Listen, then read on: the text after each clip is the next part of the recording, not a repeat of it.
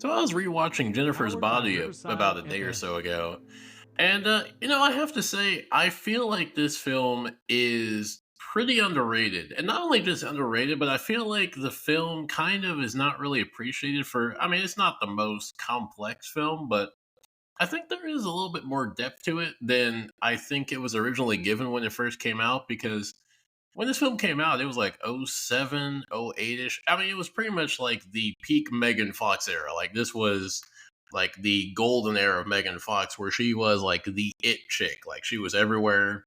She was in Transformers. She was in this. She was in all the magazines. So like this was her era. And so when this film came out, it was pretty much looked at like I don't remember if I saw this when it first came out, but I remember seeing the trailers and people talking about it, and it was pretty much just like looked at as just like a complete sex appeal for horny teenage, boys and college boys. Like pretty much just like a fantasy, like like a borderline sexual fantasy for guys to jack off to Megan Fox. And I think that marketing, because I feel like the film was definitely marketed that way at the time, and I think that perception of just being kind of like a sex appeal, sex fantasy film for guys, and that's it. I feel like it kind of just overshadowed like a lot of the layers to it. Because I mean, what's funny about this film is for as much as it was marketed and still kind of is like looked at as like a sex appeal film, like a straight sex appeal film, it's actually more of a pro LGBT film than I think a lot of people, especially when they first saw a film, and even now, give it credit for. Because I mean, there's a lot of implied and just straight out, gay, gay interact, not even gay interactions, but just like bisexual, I guess you could say, like bisexual relationships, gay relationships. The whole relationship between Megan Fox's character, and Amanda Seyfried's character. I mean, they're definitely like I wouldn't say closet lesbians, but like there's definitely romantic feelings that were there that the film definitely teases with, and definitely at some points like implies, like when they're making out later in the film, when Jennifer gives exposition about how she ended up being turned into a demon, and their whole relationship since they were kids. Like there's definitely a lot of there's a lot of different elements of LGBTQ in this film, which you wouldn't really think about. Like, I mean, especially considering when this film came out in '07. I mean, you think about early 2000s, even mid 2000s, even into the 2010s, a lot of films, not that they were all just anti-LGBT or anti-gay, but like you wouldn't have expected to have seen in a film like this starring someone like Megan Fox as the titular character, the titular actress.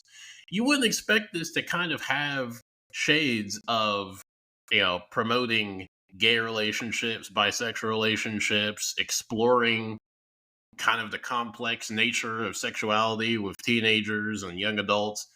You kind of wouldn't have expected to have seen that in the film from '07 with Megan Fox. And that's just something that I think is actually not really given credit to this film. Like, I don't think this film, I don't even think it. Like, I know this film does not get credit for that. Like, I've not, outside of people who've kind of, analyzed the film on YouTube and things like that, yeah, most people really don't kind of really realize or even know that the overtones are there to, pretty much the outright, gay and bisexual themes that are in the film. Which I mean, I liked it because it made it to me. It made this film a lot more interesting than just being a generic high school horror film. Like there is a little bit more going on between Jennifer and her best friend, and also like just the dynamic between the characters because you have on the one hand Jennifer, who's the bombshell, hot, popular girl, and she's best friends with who is the geeky, socially awkward, not popular, not conventionally attractive chick who, by all means, they should not be friends. And in fact, Jennifer should kind of hate her. Like this should be kind of a like a Mean Girls type of situation where Jennifer is like a bully antagonist to her, but they're actually best friends. Like they actually are really close. They were friends since childhood, and they've stayed friends. So they have a pretty close relationship, which is interesting because I mean, not that that's not been done before, but it's a different take on the whole high school. dynamic because pretty much, I mean, almost any film that's set in high school, I mean, you always have your certain groups. You have the jocks, you have the nerds, you have the weird kids, you have the kids in between. Like, you have your categories of kids, and they stay in their group and they play their roles, and they don't really have a lot of interesting dynamics. Like, there's not a lot of overlap, pretty much no depth to it. And so I think it was kind of cool that this film did that, where you have these two different characters who are from two different worlds in high school that should really not mix, should really not have nothing in common. I mean, in fact, Jennifer's best friend, her boyfriend, says at one point, he's like, "You guys have like pretty much nothing in common. Like, I don't know how you guys are actually friends at this point because you guys are from two different worlds right now. Like, I don't know how you have anything in common with her or why you guys are friends." But when you kind of like, as the film goes on, you kind of get an idea of how they're friends because they were friends from childhood and they've stayed friends. And I mean, also you kind of get the feeling, and it's definitely implied at times, that one of the reasons that Jennifer, I think stayed close to her is because she values her as a friend, opposed to most people who see her as just a sex object or just being the popular chick. Like, she actually appreciates her for her instead of just being like sex appeal or just for how she looks or for being popular. She just likes her as a person, which, I mean, the film doesn't really delve into that, but it's kind of implied. I mean, their relationship kind of implicates that, and I like it. So I definitely like the relationship that the two of them had in the film.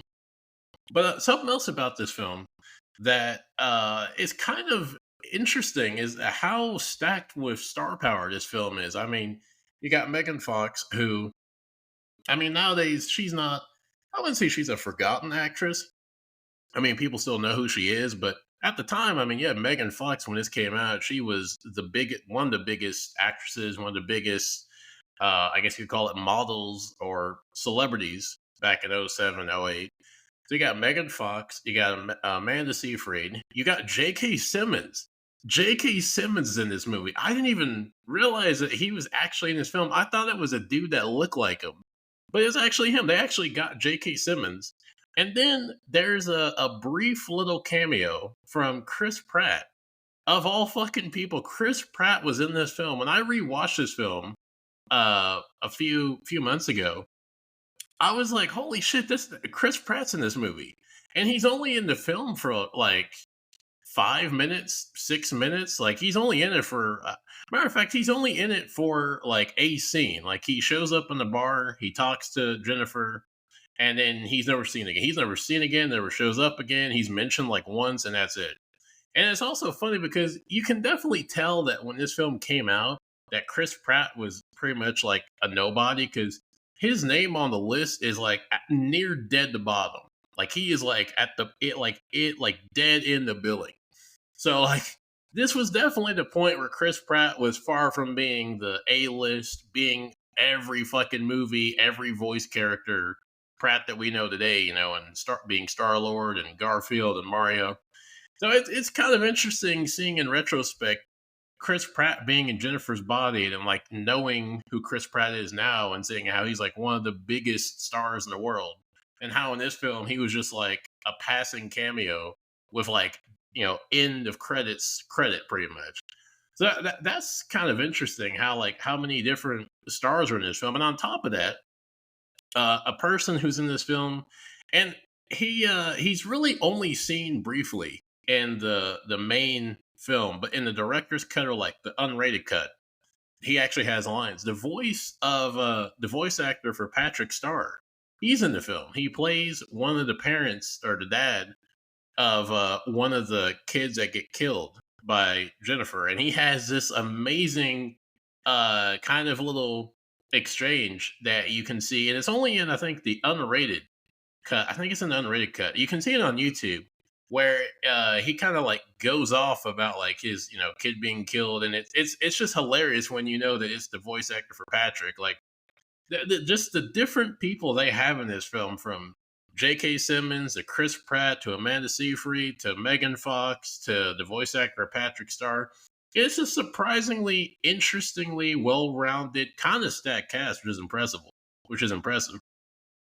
But actually, talking about J.K. Simmons, his character in this film, I feel like has I don't know if it's just if there was some like cut content or if there was more intended for his character, but I really think, and after watching this film another time yesterday, I really feel like his character has either some backstory that was cut or like parts of the script that involved his character that was cut because I mean he plays a teacher, and the teacher he plays, he just casually has a fucking pirate hook for a hand. And it's never brought up, it's never addressed, it's never talked about, no one ever acknowledges it. It just is there. He just casually has a fucking pirate hook as a hand. And I thought that, like, in my head canon when I first watched the film, I was like, oh, he's going to turn out to be like a demon hunter that's like disguised as a teacher and he's like looking for demons and that's going to tie into Jennifer. Or like he's going to have some tie to like the occult or something like that. And he doesn't. Like, he has nothing to do with demons, he has nothing to do with anything. He's just a teacher that just has a hook hand.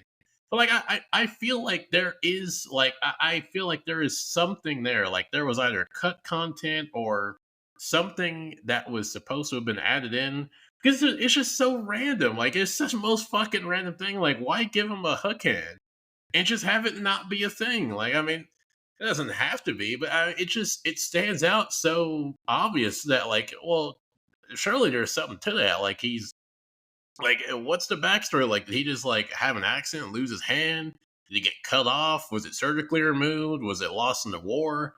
I don't know. Like, I feel like his character had a lot to explore and a lot of things you could have done with his character, but they just really don't do it much with. But you know, I don't know. I feel like his character he doesn't do a lot. I mean, he just shows up every now and then at the school, and really he doesn't have much to do with the plot. But I don't know. I just think it's just hilarious that J.K. Simmons is in this film, and then B, his character just casually has a fucking pirate hook as a high school teacher, and no one ever talks about it. Like you would think as high schoolers that they would be talking about that all the time, you know, about how he has the hook or why he has the hook, and it's just never brought up.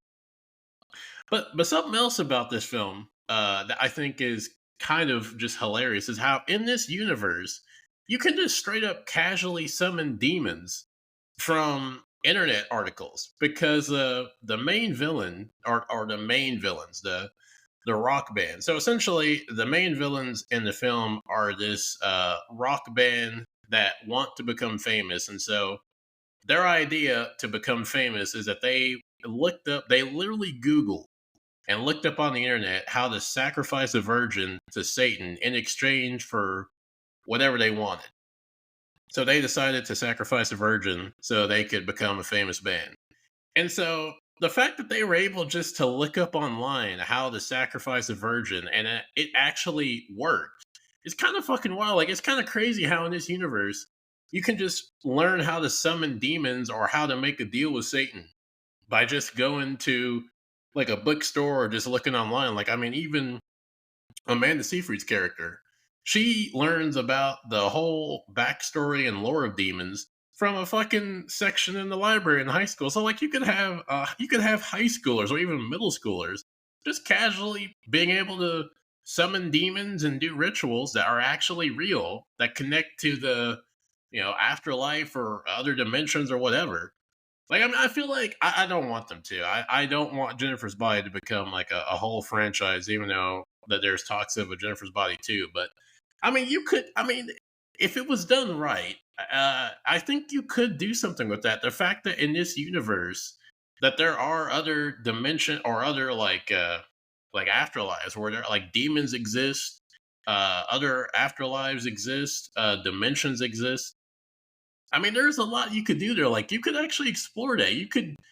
I mean, I mean, we live in a world of franchises and reboots and sequels, but if we're gonna do it, and if I mean, they're probably at some point gonna do it. I mean, hell, the lore is there. Like, there is surprisingly a good bit of lore in Jennifer's Body to actually make a bit of a universe of a franchise that you could kind of build on. As strange as it sounds, but yeah, it's just the fact that in this universe that that's like a legit thing, like it's canon that you can just casually sacrifice people and actually summon demons and make a deal with Satan to grant you whatever you want. It's just fucking hilarious. I mean, granted, it's kind of tongue in cheek. Like a good bit of film is not supposed to be taken seriously because I mean that's part of what makes the film enjoyable. Is like it's not taking itself seriously for the most part. Like it's not slapstick, but it is tongue in cheek. Where like even some of the more serious moments, like there's a bit of comedy in it,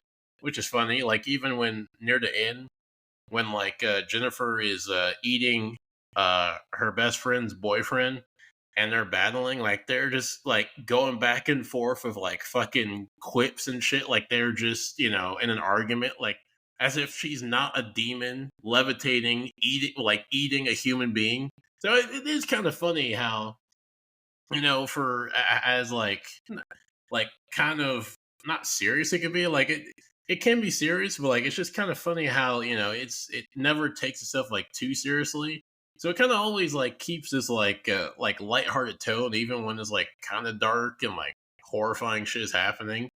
Uh, so that's one thing I did like about the film is that it never fully like tries to make it like a fully serious film or even like a horror film. Like even a lot of the horror aspects are not really like that scary. It's just more of like, you know, obviously, seeing someone eat a person, a demon eat someone. Yeah, that's pretty fucking crazy. That's definitely gonna have, some elements of horror to it, but like even then, like, that's about it. Like, the film never fully goes like into like a horror territory. But, on top of that, something else about this film that I don't know, like something about this film that was kind of weird to me is the whole the main I guess like the main villains. So like, as I was saying earlier, the main villains, their plan is to sacrifice Jennifer to, become famous musicians, band, whatever. And so that's what they do. Like they pick up Jennifer after, so like the bar that they're at burns down and they take Jennifer, she goes with them, and they, end up sacrificing her, and they do this to become rich and famous. And I'm like, I don't know. Again, I know the plot's not supposed to be taken too seriously, but like at the same time, I'm like, look, I'm sorry if I'm a sacrifice a person, like if I'm a sacrifice a human being to Satan, I'm gonna get a lot more than being a fucking rich band because like there are so many fucking loopholes to that. Like, are you gonna be a famous band that fucking is forgotten in 5 years? Are you going to be a famous band that like half the fucking band dies in a tragic accident? Are you going to be a famous band that like is just forgotten in a year? Like, there's so many different things that could go wrong with that, and then also there's just the fact of you could possibly get caught for killing somebody. Like, I mean, they throw the knife away into this like whirlpool, which is like endless. But I'm like, there is like such thing as fingerprints, as witnesses, as tire track. Like, there's a lot of fucking evidence that can lead them to you besides like having a murder weapon. And yeah, I don't know. Like, so I thought that was just kind of fucking hilarious how the villains of the film are just kind of fucking just stupid. I mean, they're just like, oh my god, you guys clearly haven't thought this through. Like, well, it's actually kind of funny when one of the band members, when they're about to kill Jennifer, they're like, well, I don't know if we should do this. And the other one's like, well, do you want to end up like working for the rest of your life in a coffee shop, or do you want to end up being like the Maroon 5? Which kind of shows how like not dated, but kind of how far back this film is. Where it's like, Jesus Christ, back when Maroon 5 was still a fucking thing. But just like the fact that like that's their goal is like you're gonna kill somebody, potentially risk getting caught for you to be a potentially successful band for who knows how long, assuming that success doesn't just flame out at some point. But to me, that was hilarious.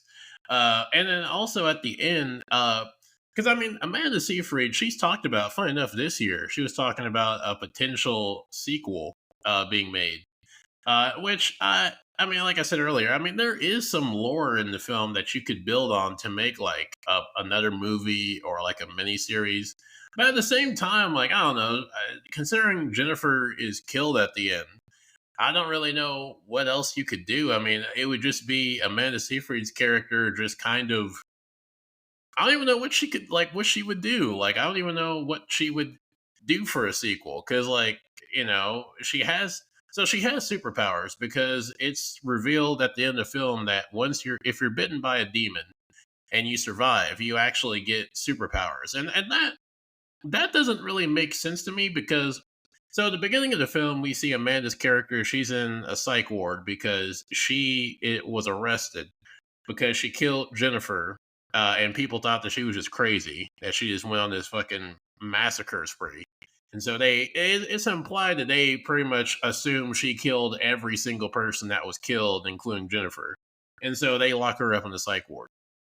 And then at the end of the film, we find out that she has like all these superpowers. She's like has telekinesis. She can fly. She has like superhuman strength. And it's like, well, if you have these powers, like, why were you even in there to begin with? Like, why didn't you just break out at the beginning? Like, what was stopping you from, like, when you got in there, just like breaking out? I mean, I guess you could say that her powers hadn't manifested, but like, the film kind of implies that she's had these powers for a minute. Like, she's aware of them by the time the end of the film comes around. So, like, she knows these powers she has and she's used them. So it's just kind of weird that she just doesn't do anything for, I think she's in there for a few months. I'm like, I don't know, like if I had powers like that and I was wanting to get the fuck out of there, I would have gotten out of there fucking ASAP. So that was kind of weird. So like, and on top of that, like, the end of the film is with her like getting into a car. She's hitchhiking to go kill the band, pretty much, because the end of the film, she says that she's gonna go see the band, and it's implied she's gonna kill them. But as far as like a sequel from that, like I don't really know what you could do like outside. I don't know. Like as much as I could see the potential for like exploring the lore of the Jennifer's Body universe, I don't know what you would do for a film because, like I said, it would just be Amanda Seyfried's character with borderline superpowers, just I don't know, doing what? Like, because I guess you could make a movie of her trying to kill the band, but I don't see how it would take her a whole movie or a show. I mean, unless it's implied that the band somehow gets superpowers and she has to like figure out how to take them down. That would just end up being fucking convoluted.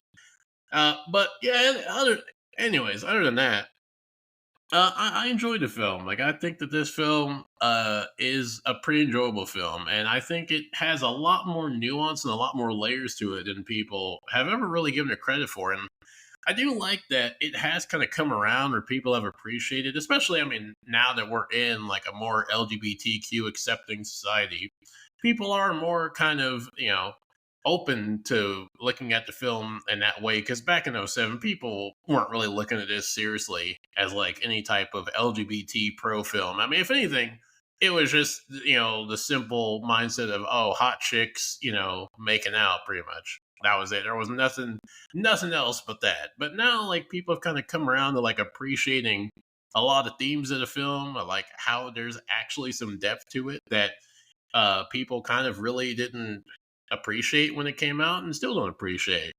But I'm kind of liking that Jennifer's Bodies had this resurfacing of people kind of enjoying a lot of the film more than they did when it came out.